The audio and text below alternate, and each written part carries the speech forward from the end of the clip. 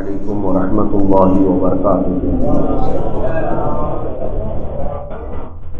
الحمد للہ الحنان المنان الذي خلق الانسان وعلمه البيان، والصلاة والسلام على رسوله سيد الانس والجان وعلى آلہ واصحابہ ذوی الخیر والاحسان، اما بعد فاعوذ باللہ من الشیطان الرجیم، بسم اللہ الرحمن الرحیم۔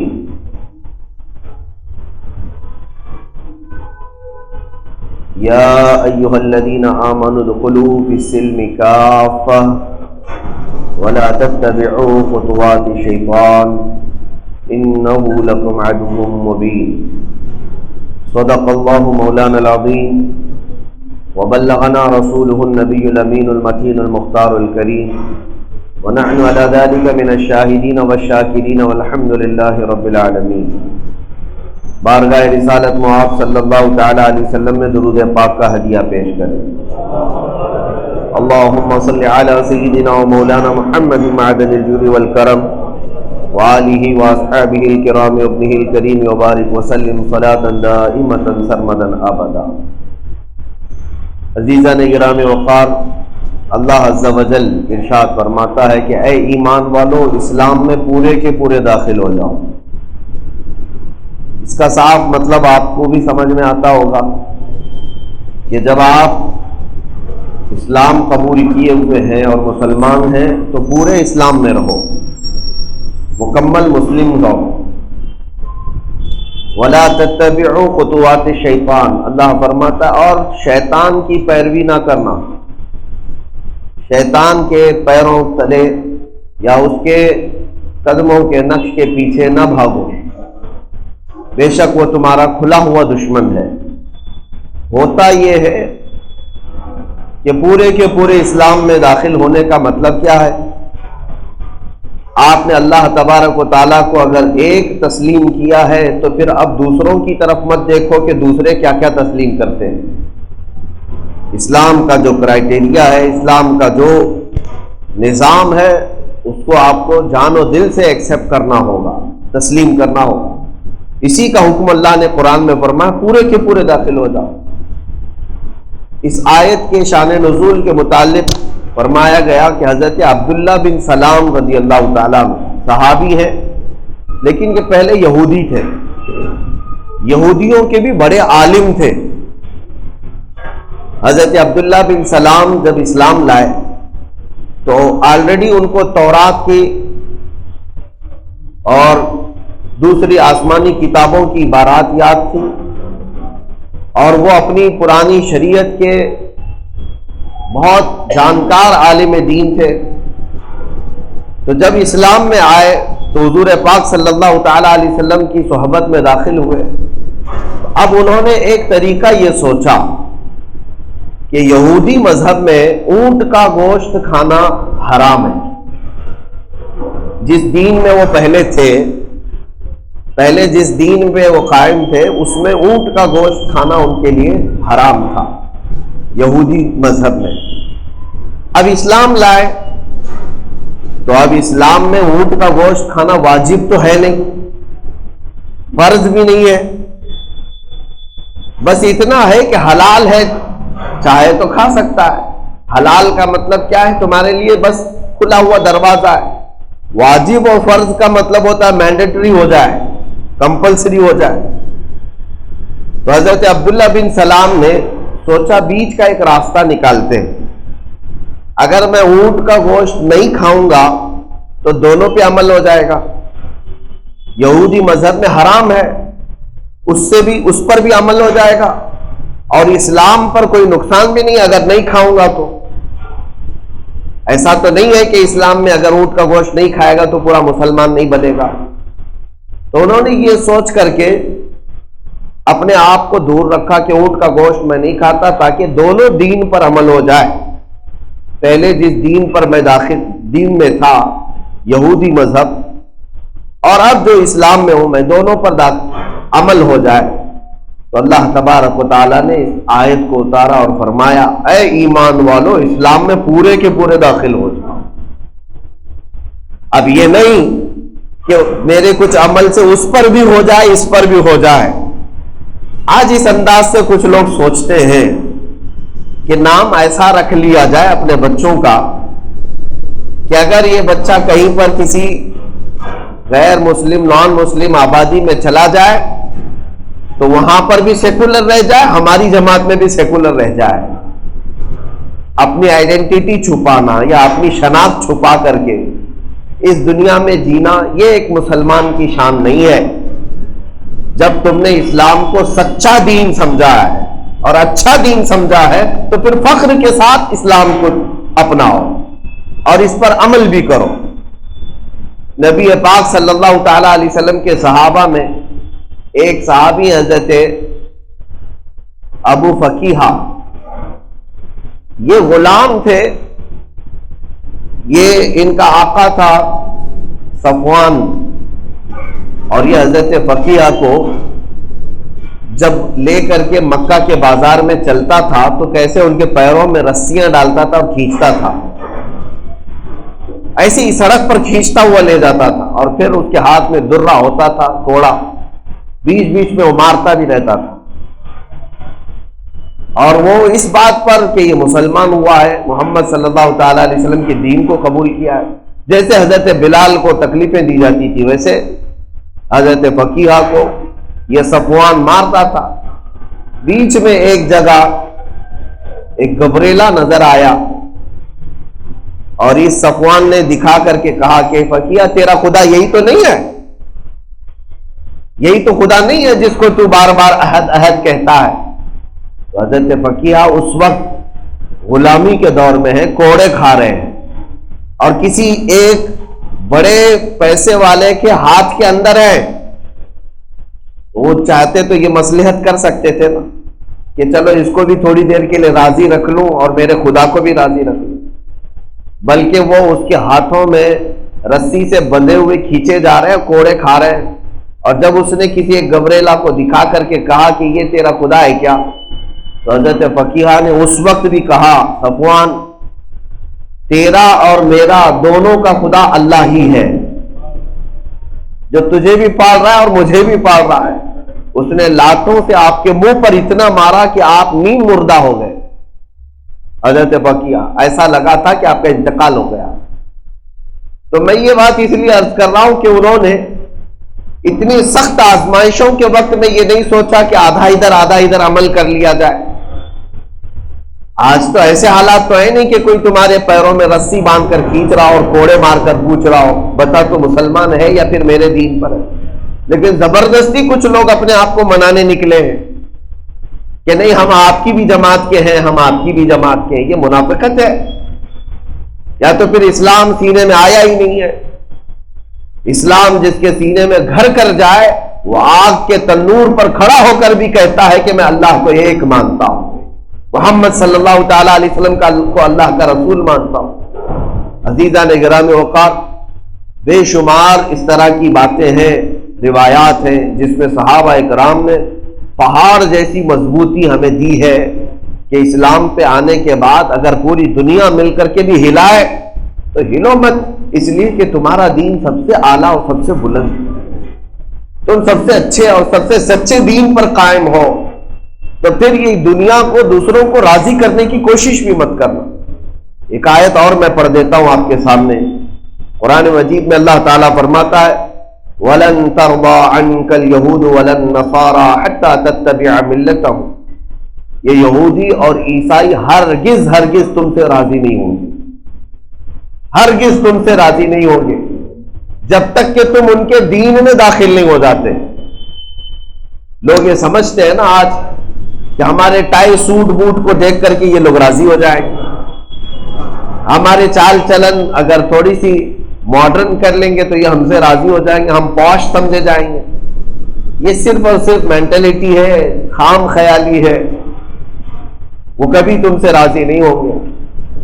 میرے عزیزو, اللہ نے جب قرآن پاک میں فرمایا کہ یہ کفار و مشرکین یہود و نصارہ تم سے راضی نہیں ہوں گے, اس وقت تک نہیں راضی ہوں گے جب تک تم ان کے دین میں نہیں چلے جاتے, جب تک وہ تمہارے سے سیٹسفائی نہیں ہوں گے. ہمیشہ سے یہی کہتے رہیں گے کہ جو کچھ بھی ہے تو یہ مسلمان.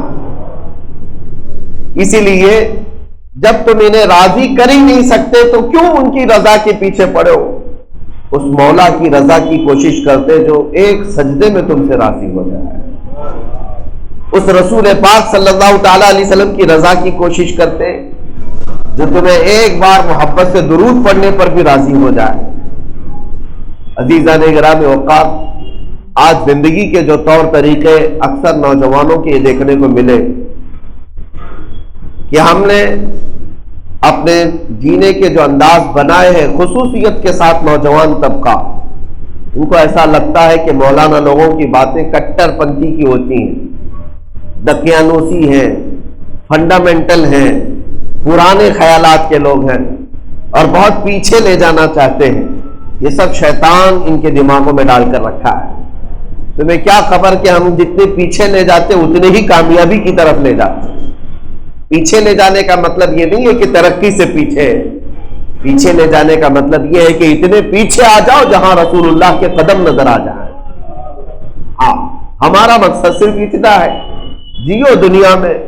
اور آج جن کو ایسا لگتا ہے کہ ایک صاحب ہمارے بزرگ ہیں، انہوں نے یہ چیز بیان بھی کی کہ ایک بڑے مغرب زدہ آدمی تھے، ہوتے ہمارے یہاں بھی.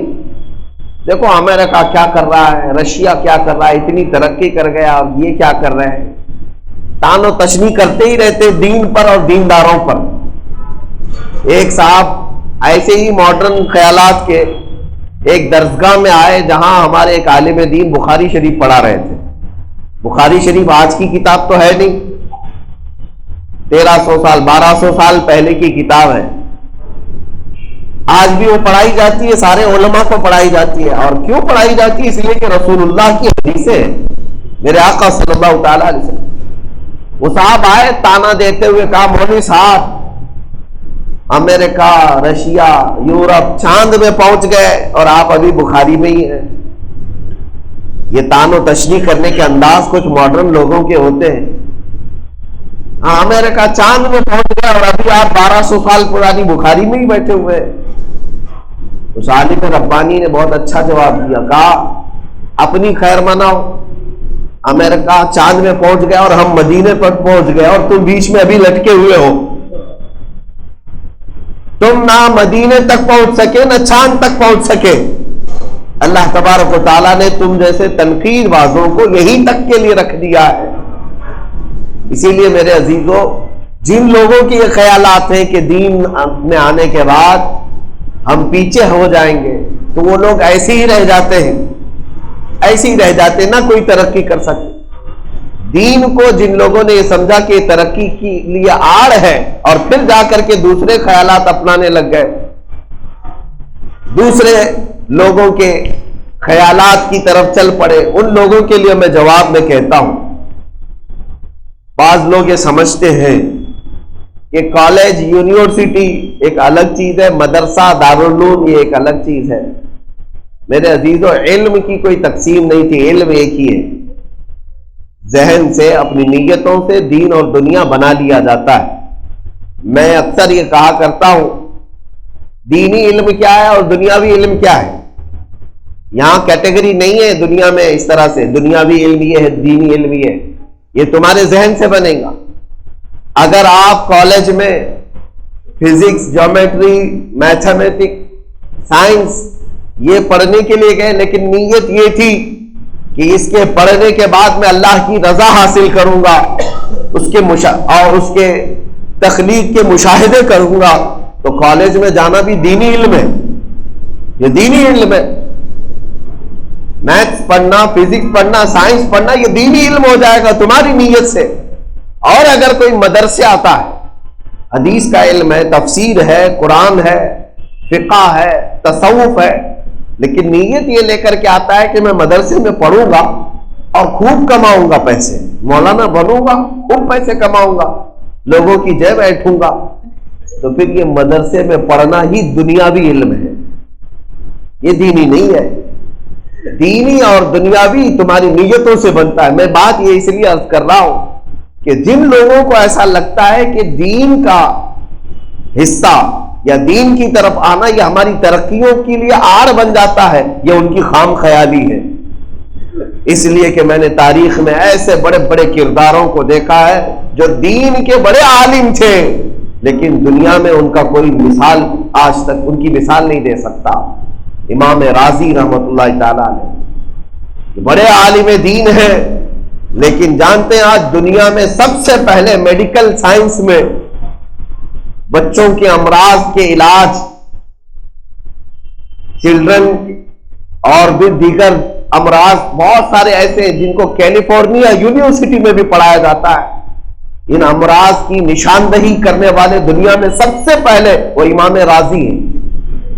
میڈیکل سائنس دنیا کو دینے والے، آلہ جراحی آپریشن کا طریقہ امام رازی سے لیا گیا ہے۔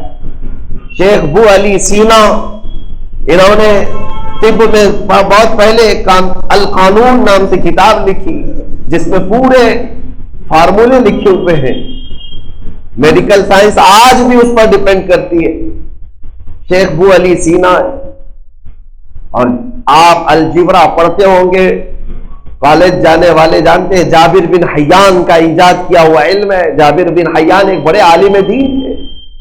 مجھے بتائیں کہاں ترقی کے آڑ آئی، یہ دین کہاں ترقی میں آڑ آیا؟ بلکہ ایک نہیں 100 سے زیادہ میرے پاس ایسے نام ہیں جن کا جواب پوری دنیا میں آج کسی کے پاس نہیں ہے۔ 100 سے زیادہ ایسے علماء ہیں جنہوں نے دنیا کو ایک بہت اعلیٰ قسم کی چیزیں عطا کی۔ میرے عزیزوں، ان نوجوانوں کے دماغ میں یہ فطور آیا ہے کہ دین کی طرف پورا آنے سے ہم ترقی سے پیچھے ہٹ جائیں گے، اسی لیے بیچارے ایسے ویسوں کے پیچھے چلنے پڑتے ہیں۔ ان کو ایسا لگتا ہے کہ نہیں، ہیرو بننے سے بہت بڑے ہو جائیں گے، زیرو بن کے اور کچھ بھی نہیں بنتے۔ علماء ربانیین کی مثالیں اگر آپ کو میں پیش کروں، الجبرا آپ کو نے سنا ہوگا، میتھس کے کئی ایسے اصول ہیں جس کو سب سے پہلے ایجاد کرنے والے امام ہیثم ہیں۔ یہ سارے نام ہیں میرے عزیزوں۔ یہ گھڑی کا جو علم ہے، گھڑی جو آج دیواروں پہ لٹکی ہے یا آپ کے ہاتھ میں ہے، آپ مجھے ڈھونڈ کر کے نکال کر بتائیں کہ گھڑی کو سب سے پہلے ایجاد کرنے والا کون ہے؟ مصر کے ایک بہت بڑے عالم دین ہیں، انہوں نے سب سے پہلے گھڑی کا علم ایجاد کیا۔ دنیا کو کیا نئی چیزیں دی؟ ایروپلین جو اڑ رہے ہیں، یہ تو کئی 100 سالوں کے بعد آسمان پر کامیاب تجربہ کیا گیا، لیکن میں آپ کو بتاؤں 12ویں صدی میں ہی اس کا ایک تجربہ 2 مسلمان بھائیوں نے کیا تھا جو بڑے سائنس کے عالم دین بھی تھے۔ دنیا ان کو ہو سکتا ہے چھپا دے، لیکن تاریخ کی سچائیاں آج بتاتی ہیں۔ اسلام اور مسلمانوں نے پوری دنیا کو کیا کیا دیا، اس پر پوری ایک کتاب موجود ہے، ماذا قدم المسلمون الی العالم، کہ مسلمانوں نے پوری دنیا کو کیا دیا ہے۔ لیکن میں جن کے بھی نام بتا رہا ہوں وہ سب بڑے علماء تھے، عالم دین ہیں۔ قانون کے راستے پر اگر آپ دیکھیں، لا ترتیب دینے والے سب سے پہلے علماء یہ امام اعظم ابو حنیفہ ہیں۔ پوری دنیا میں لا کے اعتبار سے جو آج قوانین چلتے ہیں، آج ہمارے IPC کے دھارا ہوا کرتے ہیں، کرائم ایکٹ ہوتے ہیں کہ یہ قانون 302 کا مطلب کیا ہے، 304 کا مطلب کیا ہے، 95 کا مطلب کیا ہے، یہ ساری چیزیں، یہ قوانین بنائے گئے۔ سب سے پہلے لا ترتیب جو دیے گئے دنیاوی اعتبار سے میں بتا رہا ہوں، پوری دنیا میں امام اعظم ابو حنیفہ رضی اللہ تعالیٰ عنہ کی کتابوں سے۔ عزیزان گرامی وقار، بات صرف مجھے اتنی کرنی ہے، دین کسی کے ترقی میں آڑ کبھی نہیں بن سکتا، بلکہ دین میں آنے کے بعد ترقی کی راہیں اور کشادہ ہو جاتی ہیں۔ اس لیے میں نوجوانوں سے کہتا ہوں کہ قرآن کی اس آیت پر عمل کر لو، اے ایمان والو، اسلام میں پورے کے پورے داخل ہو جاؤ۔ ایک بار حضور پاک صلی اللہ تعالی علیہ وسلم کے قدموں میں آ جاؤ، پھر آپ جس چیز کو رکاوٹ سمجھ رہے تھے، حقیقت میں آپ کے اوپر جانے کا وہی دروازہ ہے۔ حقیقت میں بلندی کا دروازہ یہی ہے۔ ابھی زیادہ دن نہیں ہوئے ہوں گے، شاید چند دنوں قبل ہمارے پاس ایک نوجوان ابھی بھی موجود ہے، وہ اپنی ایک نئی ایجاد لے کر کے آیا ہے، 20-25 سال کا لڑکا ہوگا، لیکن الحمدللہ باشرح ہے، داڑھی ہے، ٹوپی ہے، اور ظاہر سی بات ہے میں نے اس کا پروجیکٹ دیکھا تو دل کو خوشی بھی ہوئی اس بات کی کہ آج پوری دنیا اس بات پر کوشش میں لگی ہوئی ہے کہ فری انرجی کیسے حاصل کی جائے۔ ظاہر سی بات ہے کرنٹ جو ہمیں بجلی مل رہی ہے اس کا سورس کیا ہے، کہاں سے یہ بجلی پیدا ہو رہی ہے؟ بجلی کے لیے ظاہر سی بات ہے یا تو پانی کے آج ذخائر سے بجلی پیدا کی جاتی ہے، یا ہواؤں سے پیدا کی جا رہی ہے، یا کول سے، کوئلے سے کرنٹ اور بجلی پیدا کی جا رہی ہے۔ یہی سارے طریقے، اور بھی کچھ طریقے ہیں، لیکن دنیا اس کھوج میں بھی ہے کہ فری انرجی ہو، نہ کول کی ضرورت ہو، نہ پانی کی ضرورت ہو، کوئی ایک ایسی چیز ہو جس سے کرنٹ ہمیشہ کے لیے بنتا ہی رہے اور سورس کچھ بھی نہ رہے۔ تو اسے ایک نوجوان نے، 20-25 سال کے نوجوان نے چمک سے، مقناطیس سے، میگنیٹ سے فری انرجی تیار کرنے کا کامیاب تجربہ کیا، اور ابھی اس کا پروجیکٹ ہے، موجود ہے، اللہ کرے کہ اسے اور کامیابی ملے۔ ظاہر سی بات ہے میں یہ بات اس لیے عرض کر رہا ہوں کہ جو نوجوان یہ سمجھتے ہیں کہ داڑھی ہماری ترقی کی راہ میں رکاوٹ ہے، حضور پاک صلی اللہ تعالی علیہ وسلم کی غلامی میں آنا ہماری ترقی کے لیے رکاوٹ ہے، کسی دن میں ایسے نوجوانوں کو ان کے سامنے کھڑا کروں گا تاکہ ان کے چہرے پر بغیر کسی کے مارے خود ہی تھپڑ پڑ جائے کہ نہیں، نبی پاک صلی اللہ تعالی علیہ وسلم کی غلامی میں آنے والا پوری دنیا کو چنوتی دے سکتا ہے۔ جہاں تمہارے تجربے کامیاب نہ ہو، اللہ کی عطا سے ہمارے تجربے کامیاب ہو سکتے ہیں۔ ایک بات یہ بھی تو یاد رہنی چاہیے، ساری چیزیں صرف اور صرف دنیا کے بنائے ہوئے یہ اصولوں سے ہی نہیں چلتے۔ اللہ تبارک و تعالیٰ مؤثر حقیقی ہے، جب تک وہ نہ چاہے کسی میں اثر بھی نہیں پیدا ہوگا۔ میں یہ نہیں کہتا کہ کسی نے فری انرجی کا کوئی تجربہ نہیں کیا ہوگا، ہزاروں کر رہے ہیں، بہت سارے لوگ کر رہے ہیں، کروڑوں روپے اس میں خرچ کر رہے ہیں، لیکن سب کا سکسیس ہونا یہ ان کے اپنے ہاتھ میں نہیں ہوتا جب تک اللہ نہ چاہے۔ آپ جانتے ہیں کہ آپ ہزاروں کی تعداد میں ہوں گے، آپ لے جائیے کسی سمندر میں اپنے ہاتھوں کی بنائی ہوئی کوئی کشتی چھوڑ کر دکھائیے، سب اس بات کے لیے کیپیبل ہے کہ ہم جو بھی لوہا، تانبا، پیتل لے جا کر کے کوئی ایک کشتی بنا اور سمندر میں بہائیں تو وہ چلنے لگ جائے گی۔ کشتی بنانے کے بھی کوئی طریقے ہوں گے، اور بنتی ہے، ہزاروں ٹن اپنے اوپر لاتی ہے، لیکن اس کو پانی کی سطح پر چلانا نہ یہ انجینئر کا کام ہے نہ کیپٹن کا کام ہے، صرف اللہ رب العزت کی طرف۔ قرآن میں اللہ نے فرمایا جب تک اللہ نہ چاہے یہ سمندروں پر اتنا بھاری بھرکم بوجھ لے کر کیسے چلے گی؟ اڑا تو لیا ایروپلین کو آسمانوں پر، لیکن کیا آپ سمجھتے ہیں کہ یہ صرف انجینئر کی کلا ہے؟ یہ صرف ٹیکنک ہے، ہزاروں ٹیکنک فیل ہو جاتی ہے۔ اللہ اگر نہ چاہے تو کوئی چیز ہوا میں معلق ہو ہی نہیں سکتی۔ اللہ تبارک و تعالیٰ مؤثر حقیقی اثر دیتا، لہذا میں اپنے بچوں سے اتنا کہوں گا، کام اپنے دنیا میں جو کرنا ہے کرتے رہو، لیکن لو اللہ سے لگائے رکھو۔ اے اللہ، کامیابی دینے والا اور اثر پیدا کرنے والا تو ہی ہے۔ اسی لیے شروع میں ہی میں نے آیت یہ پڑھی کہ کیا ہی اچھا ہوتا کہ تم شروع سے ہی ہر کام دائرہ اسلام میں ہی کرتے، تو پھر تمہاری کامیابی پر چار چاند لگ جاتے ہیں۔ اللہ نے فرمایا اے ایمان والو، اسلام میں پورے کے پورے داخل ہو جاؤ۔ پورے کے پورے داخل ہو جانے کا مطلب یہی ہے کہ تم اپنی کامیابیوں کے متعلق کبھی نروس اور مایوس نہ ہونا کہ شاید ان کی طرح چلیں گے تو کامیاب ہوں گے، یہ صرف تمہاری خام خیالی۔ بعض لوگ کیا سمجھتے ہیں، میں نے کچھ دنوں قبل سنا تھا، ایک بڑے سیٹھ صاحب تھے، بڑے پیسے والے تھے، بہت بڑے امیر، اور ان کے ہاں دولت کی ریل پیل اتنی کہ ان کے پاس خود حساب نہیں کہ کتنا پیسہ ہے۔ تو ان کے پیسوں کو تو سب جانتے تھے، بڑے امیر زادے، بہت پیسے والے، لیکن کسی نے ایک چھوٹی ایک لکڑی یا کوئی جس کو ٹوتھ پک کہتے ہیں، ایک کاڑی، ان کو کنٹینیو چباتے ہوئے دیکھا شام کے وقت، تو پھر وہ شخص نے آ کر کے دیکھا، دوسرے دن پھر وہ چبا رہے تھے، تیسرے دن دیکھا پھر چبا رہے تھے، تو اس کو ایسا لگا کہ ان کے ساری مالداری کا راز یہی ٹوتھ پک ہے، یہ اتنا جو پیسے والا بنا ہے یہ کاڑی چبانے سے ہی بنا ہے۔ تو اس نے بھی کاڑیاں جمع کی اور روز بیٹھ کر کے شام میں چباتا رہا۔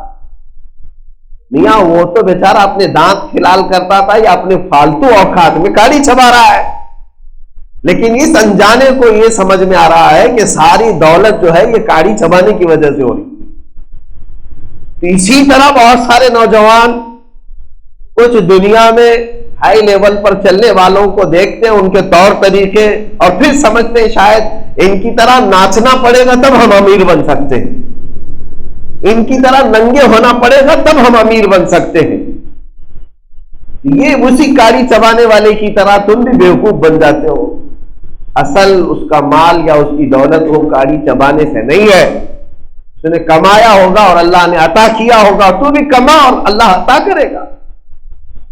اس طرح میرے عزیزوں غیروں کے نقش قدم پر جو آج بہک جاتے ہیں، قرآن نے یہی کہا وَلَا تَتَّبِعُوا خُطُوَاتِ الشَّيْطَانِ، اللہ فرماتا تم پورے کے پورے اسلام میں آؤ، شیطان کی طرف مت دیکھنا، شیطان کی طرف مت دیکھنا۔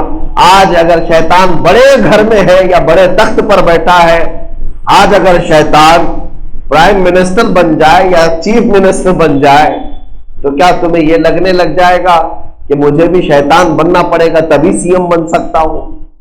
میرے عزیزو ایسا نہیں ہے۔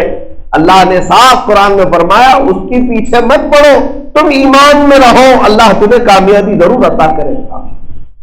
یہی آیت کا خلاصہ ہے، یہی آیت کا مفہوم ہے کہ آپ کو اپنا دین جس قدر محفوظ ہے اور جس قدر ترقی دلانے والا ہے کوئی اور چیز نہیں ہو سکتی۔ آخر میں ایک آیت اور پڑھ دیتا ہوں، اللہ رب العزت فرماتا وَمَن يَبْتَغِ غَيْرَ الْإِسْلَامِ دِينًا فَلَن يُقْبَلَ مِنْهُ، اور جو اسلام کے علاوہ کوئی اور راستے پر چلا قیامت کے دن ہرگز قبول نہیں کیا جائے گا۔ وَهُوَ فِي الْآخِرَةِ مِنَ الْخَاسِرِينَ، اور وہ آخرت میں سب سے زیادہ نقصان اٹھانے والا ہو، گھاٹا اٹھانے والا ہو۔ مسلمانوں آپ سے میں یہ اپیل کرتا ہوں، اللہ نے بن مانگے تمہیں یہ دولت عطا کی ہے، نبی پاک کی امت میں پیدا کیا ہے، اسلام تمہارے سینوں میں اللہ تعالیٰ نے عطا کیا، اتنی بڑی دولت ہے، یہ اتنی بڑی دولت آپ اندازہ نہیں کر سکتے۔ قیامت کے دن اللہ تبارک و تعالیٰ کی بارگاہ میں اگر کوئی بندہ سرخرو ہوگا تو صرف اسلام والا ہوگا۔ قرآن کہتا ہے اس کے علاوہ جو بھی لے کر کے آئے گا سب رد کر دیا جائے گا۔ فَلَن يُقْبَلَ مِنْهُ، لن کا مطلب ہوتا ہے عربی میں ہرگز نہیں قبول کیا جائے گا، ہرگز نہیں قبول کیا جائے گا۔ اور آج لوگوں کو ایسا لگتا ہے، ہمارے بچوں کو ماڈرن ہو کر امریکہ جائیں، رشیا جائیں، یورپ جائیں، UK جائیں اور جا کر کے تھوڑے سے انگریز بن جائیں، چڈی پہن لیں، ننگے ہو جائیں تاکہ ساری دنیا ہم سے راضی ہو جائے۔ تم چاہے پوری دنیا کا کچھ بھی اختیار کر لو، قیامت کے دن جو قبول کیا جائے گا وہ صرف میرے مصطفیٰ کی غلامی کو قبول کیا جائے گا، بس وہی کامیابی کا ثمرہ ہے، وہی کامیابی کا ذریعہ بھی ہے۔ اور اگر آخرت چاہتے ہو تو آج لے ان کی پناہ، آج مدد مانگ ان سے، پھر نہ مانیں گے قیامت میں اگر مان گیا۔ تو مسلمانوں تھوڑے صبر کی بات ہے، دنیا تمہیں الجھاتی ہے، پریشان کرتی ہے۔ اگر ہماری یہ ساری کامیابیاں ہیں تو ہم آج اتنے دھتکارے ہوئے کیوں ہیں؟ آج ہمیں اتنا پریشان کیوں کیا جاتا ہے؟ ہماری مسجدیں لوٹی جاتی ہیں، ہماری جانیں ماری جاتی ہیں، ہمارے بچے یتیم، ہماری بیویاں بیوہ، یہ سب تو ہمارے ساتھ ہو رہا ہے۔ اور اتنا ہی نہیں کہ صرف ہندوستان میں ہو رہا ہے، تقریباً پوری دنیا میں۔ ایک بات یاد رکھنا کہ صرف دنیاوی ایک محاورے کے طور پر میں آپ کے ذہن میں بات بٹھا رہا ہوں، حسد کس سے کیا جاتا ہے؟ نعمت والے سے کیا جاتا ہے۔ جس کے پاس کوئی نعمت ہو اسی سے حسد۔ عورتوں کی مثال لے لیں، جو سب سے حسینہ ہوگی اس سے سب جلتی ہوگی، حسن کا حسد ہوتا ہے۔ ارے کوڑی سے کون حسد کرے گا؟ کوڑی ہو سفید اس کی بیماریاں ہو، اس سے کوئی حسد نہیں کرتا، یہ محاورہ ہے۔ آج پوری دنیا اگر تم سے حسد میں مبتلا ہے تو اس لیے کہ ایمان کی دولت تمہارے پاس ہے، اس نعمت کے سب حاصل ہے۔ تو یہ تھوڑی بات، یہ صبر کی تو رہے گی، صبر کرنا ہوگا۔ یہ جو پریشانیاں آپ کو دکھ رہی ہیں، سارے لوگ ہمارے اوپر ہی جھپٹا پر ہمارے اوپر ہے، یہ بھی تمہارے حق ہونے کی علامت ہے کہ تمہارے پاس کوئی دولت ہے، اسی لیے تو سب جھپٹے ہوئے۔ خالی ہاتھ کے پیچھے کون پڑا رہتا ہے؟ چور جھپٹا کس پر مارے گا؟ مال والے پر۔ اگر تمہارے پاس کچھ نہ ہو تو کیوں دشمنی کرے تمہارے ساتھ؟ دشمنی تمہارے ساتھ اسی لیے کی جاتی ہے کہ یہ جو تم اللہ اللہ کہتے ہو یہ بھی بہت بڑی بات، جو تمہارا سر جھکتا ہے سجدے کے لیے یہ بھی بڑی بات ہے، یہ نعمت ہے تمہارے پاس۔ تو اب تمہیں تھوڑا سا صبر کرنا ہوگا، یہ نہیں کہ مایوس ہو کر کے اسلام سے تھوڑا ہٹ جائیں، نہیں، تھوڑا ان کو بھی راضی کر لیتے، تھوڑا سا کشکا بھی لگا لیں گے، کشکا کیا، کلنک لگا لیں گے، اور کبھی تھوڑی سی چوٹی چھوڑ لیتے، تھوڑی سی بالیاں پہن لیں گے، تھوڑی سی چوڑیاں پہن لیں گے، تاکہ وہ بھی راضی ہو جائے، یہ بھی راضی ہو جائے۔